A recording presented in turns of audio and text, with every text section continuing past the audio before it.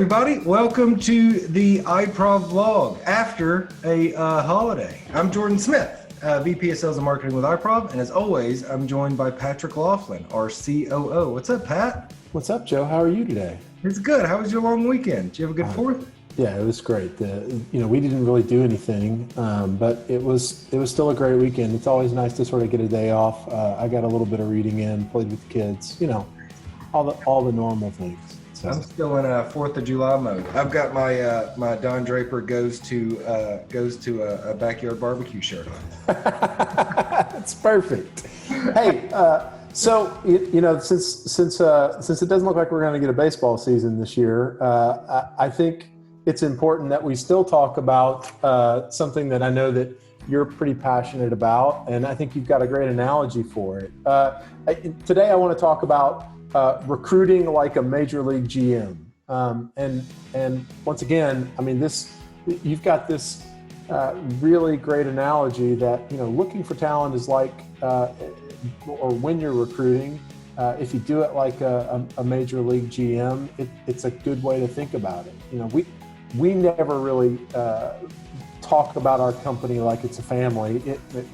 In my mind, it's a tribe, but this idea that it's like a major league team, and that you're constantly looking for the best player for each position is a great analogy. So, Joe, talk to me a little bit about that. Well, yeah, and that's the concept. Is I know a lot of people, talk about companies as a fan, and we've talked about this before. We view it more as a tribe or a team mentality, because people leave, people come, people go, people have relationships outside of the team and the tribe. Some people don't, and that's fine.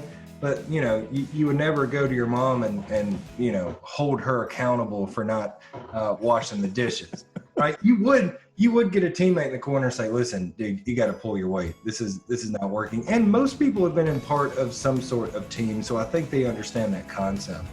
Where we come from as leaders is saying it's our job to make sure that we are responsible for always having a bench of prospects, so that we can make sure that we've got the best people at every position on our team. And your team members should want that too. They should want to work with the best people in their individual field so that they don't have to pick up the slack. So that's the basic concept as leaders, just saying treat it like a team. As a GM of a sports organization or a coach, you'd always be recruiting. And I'm guilty of this, where I get busy and I don't have any backups for, and also really taking a good hard look at your team and making sure that you've got the best person for that position. One of the things that always resonated with me, but it's hard, is, A players hire A+ players and B players hire C players. Talk to me a little bit about, you're definitely an A player. Talk to me about what you look for in those A+ players and really what you're trying to build, looking for those people that ultimately could replace you one day.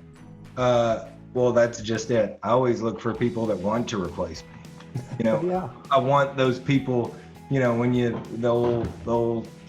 where do you want to be in 5 years? 5 years in eternity these days in the job market. But, I want people to say, I want to be in a position like you. I want people that challenge me. Pat, we just talked about it yesterday. We were talking to our marketing group, had a monthly meeting with our marketing crew about iProv's marketing, and talked about, hey, this is the meeting to challenge things that we've done in the past.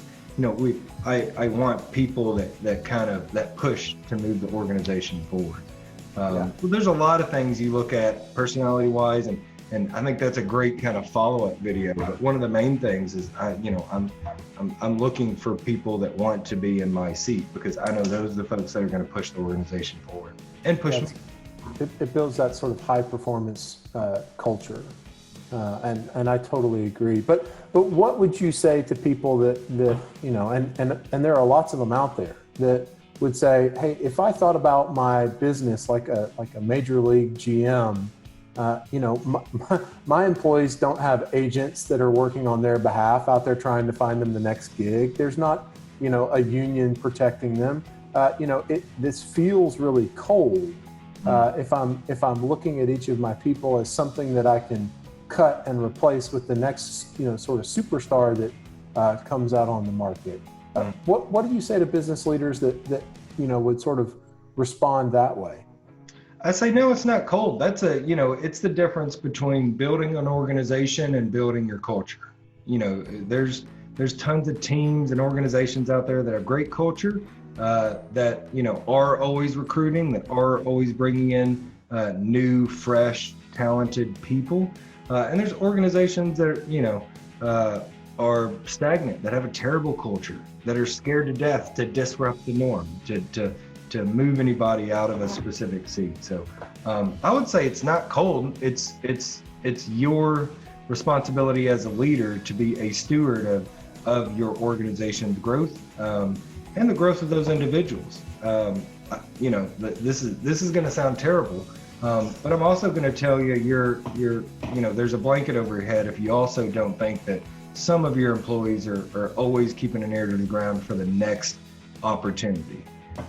So I'm just saying, as a steward of the organization, you also always have to be prepared for when that happens too, and you want that, and you want to encourage growth. We say it all the time, right?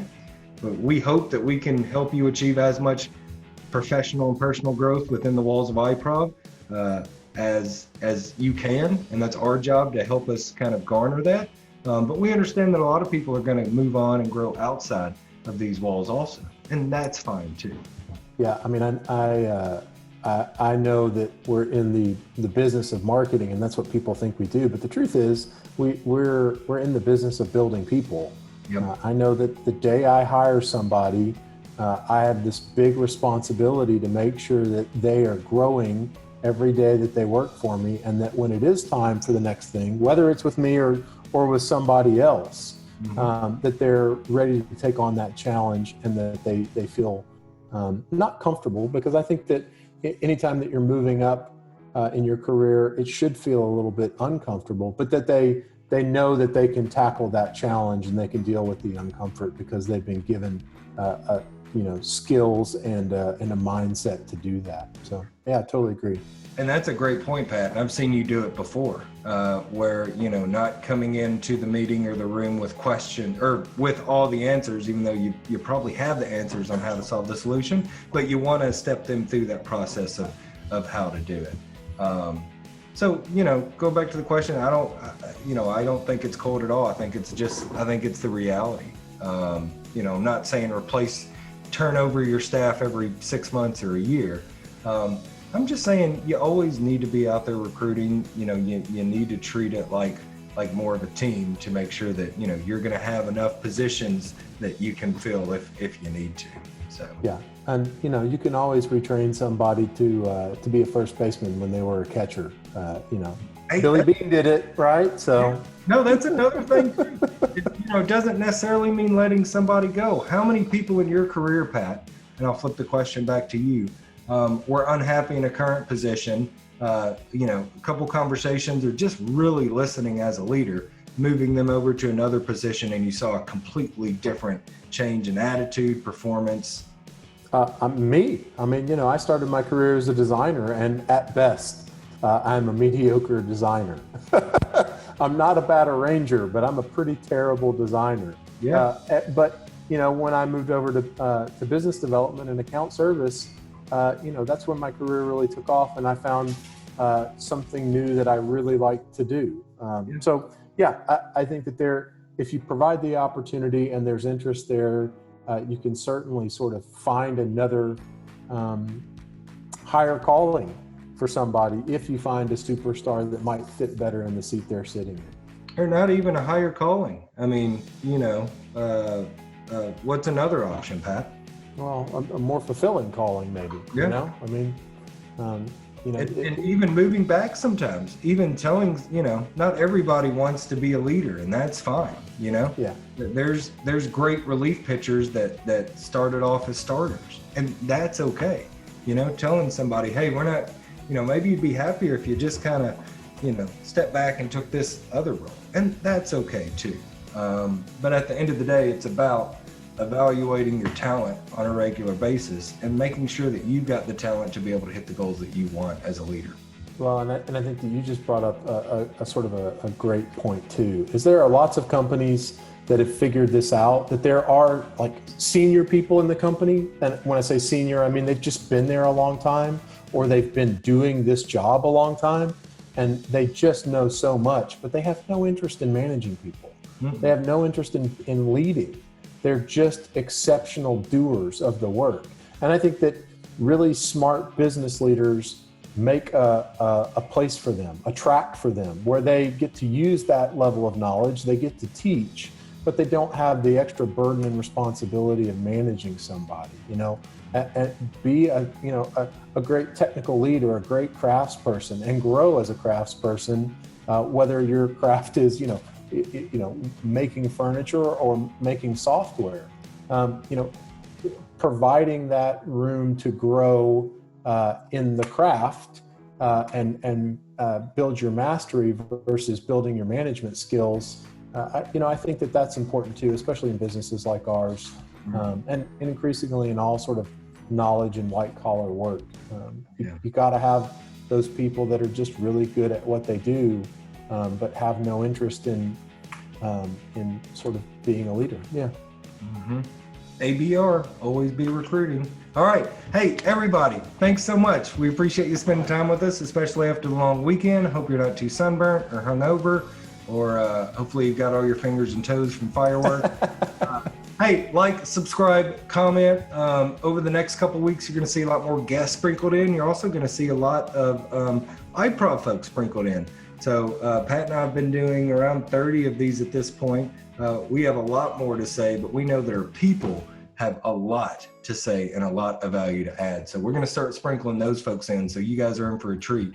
So keep watching, stick with us, like, subscribe, comment, come to office hours on Thursday. Last Thursday, even leading into the weekend, was great. We appreciate everybody that showed up.